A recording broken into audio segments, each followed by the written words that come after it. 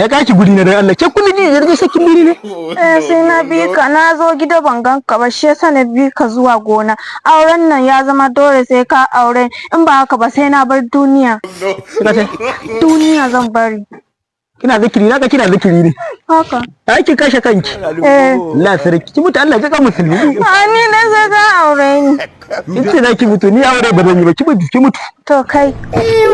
Na ki kashe waye? Na ta kashe ni. Soyayya dole. Ni ba ka so ni ba in cika maka kan cika maka kaina ka ni ma na mutu na. Mutum sannan hankali ba alkura za ta kashe mijinta. Ni da sai ka aure in ba haka ba ni cika maka wuka ni cika maka kaina ka mu zama haka. Na san ki alkurai na san ki. Na gode. Za ta kashe ni shi yasa na amsa soyayyen na alkura. Me kace? Kace me? Ba abin da nace ba abin da nace. Okay. Abin da nace. To. Kake wucewa ta aiko? A'a tare za mu je wannan. Kina ta kashe ni wannan A'a a gaba zan ma saka. Aya kai gaba sai an daura mana auren nan. Za a daure ni. Yau za a daura mana auren nan. Akwai abinci a gidan?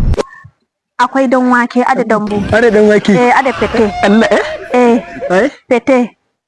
Kano. Dan wake. Fete, dambu, da dan sululu akwai su. Wala ko sululu ni ba rage sululu ba wallahi. To mu je. Ita Allah ke. A'a. Sanan ji ba. Kai gaba. Ya zama dole. Kajin hajiya.